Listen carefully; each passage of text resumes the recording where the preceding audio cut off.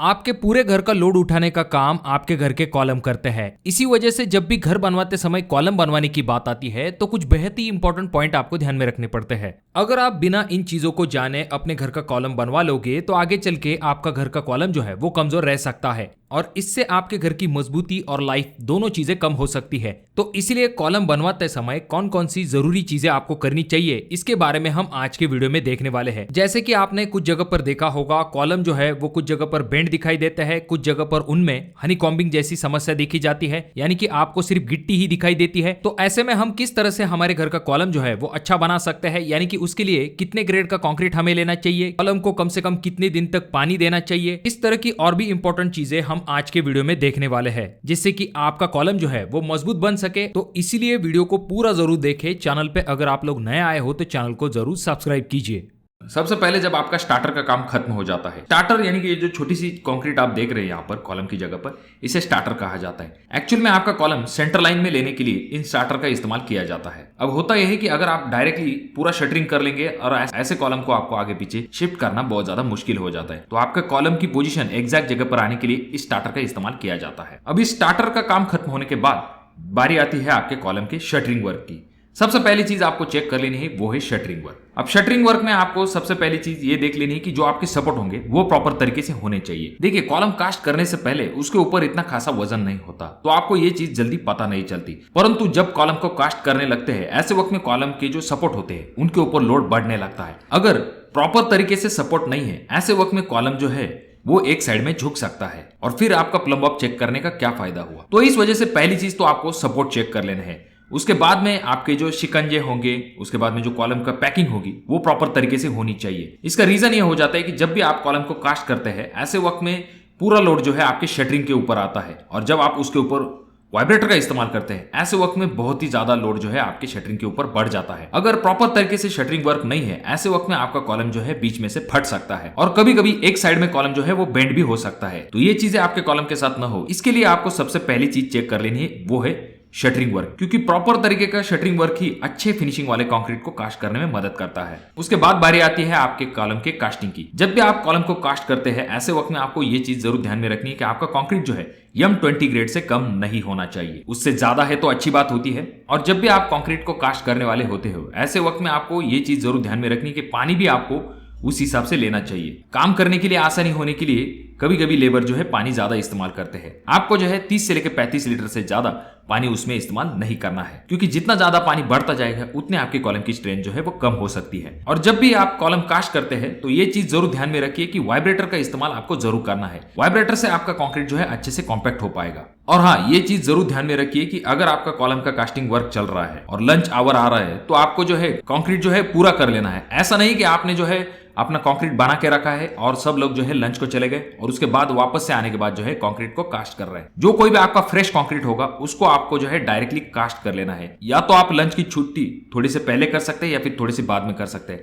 परंतु ये चीज आपको ध्यान में रखनी है कि आपको जो कंक्रीट होगा वो आपको फ्रेश जो है प्लेस कर देना है। जो हाइट होगी कॉलम के कास्ट करने की वो भी फिक्स होती है, उस हिसाब से ही आपको जो है कॉलम को कास्ट कर लेना है। आगे चल के आपको तोड़ने फोड़ने की जरूरत नहीं पड़नी। एक प्रॉपर लेवल जो है आपकी पहले से ही फिक्स होनी चाहिए। कि अब यहाँ पर और एक इंपॉर्टेंट पॉइंट मैं आपको बता देता हूँ। अक्सर ही होता यह है कि कॉलम जो है दूसरे दिन जब आप कास्ट कर लेते हैं तो आपको कुछ चीजें पता चलती है, जैसे कि उसमें हनी कॉम्बिंग है, कॉलम जो है आपका बेंड है या फिर प्रॉपर तरीके से कंक्रीटिंग नहीं हुआ है। तो यहाँ पर फ्रेशर इंजीनियर को डरने की कोई आवश्यकता नहीं है। अक्सर ही काम करते समय थोड़ी बहुत गलतियां हो सकती है। इसके बारे में आप अपने सीनियर को जरूर रिपोर्ट कर सकते हो, क्योंकि अगर आप उन गलतियों को छुपाने के लिए जाएंगे तो ऐसे वक्त में आगे चल के आपको उसका बहुत बड़ा खामियाजा जो है भुगतना पड़ सकता है। देखिए, बिल्डर को वैसे तो भी 1-2 बोरी जाने के बाद बहुत ज्यादा बड़ा नुकसान नहीं होगा, परंतु ये चीज जरूर ध्यान में रखिए कि कोई खराब क्वालिटी का अगर कॉलम उस बिल्डिंग में मौजूद है तो वो आप उस बिल्डिंग के लिए कितना खतरनाक साबित हो सकता है। तो ये चीज आपको जरूर ध्यान में रखनी। अगर आपको कोई भी चीज संदेहजनक लगती है, जैसे कि कॉलम बेंड हुआ या फिर बहुत ज्यादा हनी कॉम्बिंग आया या फिर प्रॉपर तरीके से कंक्रीट वर्क नहीं हो पाया, तो इसके बारे में आप अपने सीनियर से जरूर रिपोर्ट कीजिए और वापस से दूसरे दिन जो है आप कॉलम को कास्ट कर सकते हो। याद रखिए, जब भी आप हैकिंग करते हैं तो शुरुआत में कॉलम जो है थोड़ा सा गीला होता है, तो कॉर्नर्स की तरफ आपको खास करके ध्यान देना चाहिए। कॉर्नर्स के एजेस अगर टूटते हैं तो ये अच्छी चीज नहीं होती आपके कॉलम के लिए। और क्यूरिंग पीरियड आपको मतलब दूसरे दिन से ही आपको जो है स्टार्ट कर देना है कॉलम का। कम से कम उस कॉलम को आपको 10 से लेकर 15 दिन तक जो है पानी देना है। और ये चीज ध्यान में रखिए कि अगर कोई बड़ा प्रोजेक्ट है तो ऐसा होता नहीं कि एक ही दिन में पूरे कॉलम कास्ट कर लिए, 1-2 दिन तक तो कॉलम का कास्टिंग ही चलता रहता है। तो ऐसे वक्त में आपको ध्यान में रखने के लिए आपको ये चीज जरूर करनी है कि पेंट से आप जो है कॉलम के ऊपर लिख लीजिए कि इसका कास्टिंग का डेट क्या है, यानी कि आपको ये चीज समझ में आ जाती है कि इसका क्यूरिंग पीरियड कंप्लीट हुआ है या नहीं। याद रखिए कितना भी अच्छा आप कंक्रीट इस्तेमाल कीजिए परंतु उसको क्यूरिंग भी प्रॉपर तरीके से होना चाहिए। अगर गनी बैग मेथड का इस्तेमाल करते हैं यानी कि बैग जो है कॉलम के ऊपर लपेट देते हैं तो इससे कॉलम को एक अच्छे से क्यूरिंग मिल पाता है। होता यहाँ पर यह है कि कॉलम ऐसी चीज होती है कि जिसके ऊपर पानी जो है डायरेक्टली ठहरता नहीं, जैसे कि हम स्लैब के ऊपर जो है पॉन्डिंग करके क्यूरिंग करते हैं, ऐसा आपके कॉलम के साथ नहीं होता। तो ये ड्रॉबैक आ जाता है। इस वजह से अगर आप अच्छे से गनी बैग लगाते हैं तो आपको कोई भी चिंता करने की आवश्यकता नहीं होती क्यूरिंग के बारे में। अच्छे से जो है आप प्रॉपर तरीके से क्यूरिंग भी दे पाते हो जिससे कि आपके कॉलम की स्ट्रेंथ भी अच्छी खासी मिल पाती है। अब ये जो चीजें हमने इस वीडियो में डिस्कस की है ये ऐसी प्रैक्टिकल चीजें होती है जो कि आपको कॉलम कास्ट करते समय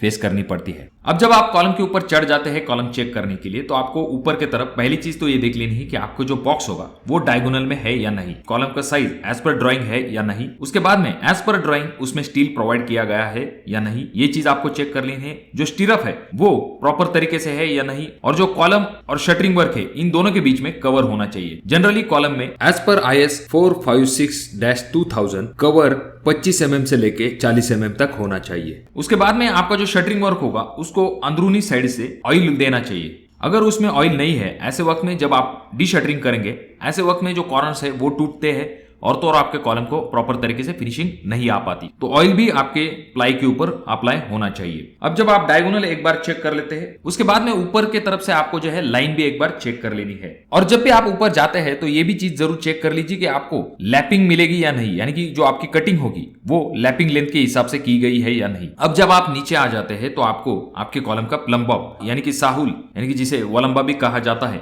और इसे जब भी आप चेक करते हैं तो ये चीज ध्यान में रखिए कि आप मेजरमेंट चाहे किसी हिसाब से ले, पर जब भी आपको प्लम बॉब चेक करना है तो आपको mm में करना है। जब भी आप mm में चेक करते हैं ऐसे वक्त में आपका फायदा ये होता है कि आपका जो एरर है वो बहुत ही कम छूटता है। आपको क्या करना है, एक बार जो आपका प्लम बॉब होगा उसे ऊपर और बॉटम इन दोनों जगह पर एक बार चेक कर लेना है। अगर बहुत बड़ा कॉलम है आपका तो 3 जगह पर चेक कर लीजिए और उस हिसाब से जो है आपके कॉलम की पोजीशन कीजिए। और दूसरे साइड से भी आपको चेक कर लेना है। फॉर एग्जांपल के लिए अगर आपका 18x9 का कॉलम है तो आपको 18 के साइड में 2 प्लम बॉब लगा लेने हैं जो कि लंबी साइड होगी। जो 9 इंच की साइड होगी वहां पर आपको 1 प्लम बॉब लगा लेना है। तो उसको भी आपको टॉप में और बॉटम में दोनों बार जो है चेक कर लेना है।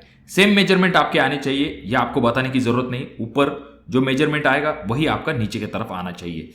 तो आपके घर का कॉलम बनवाते समय इन बातों के तरफ जरूर ध्यान दीजिए। और अगर आपके कोई सवाल है घर बनवाने के रिलेटेड तो कमेंट बॉक्स में कमेंट जरूर कीजिए। अगर आपकी कमेंट इंटरेस्टिंग होती है तो उस टॉपिक के ऊपर मैं वीडियो बनाने की जरूर कोशिश करूंगा। वीडियो अगर आपको बहुत ज्यादा ही अच्छा लगा हो तो अपने दोस्तों के साथ जरूर शेयर कीजिए। और ये जो तीनों वीडियो है इनमें से कोई एक वीडियो आपके जरूर काम में आ सकता है।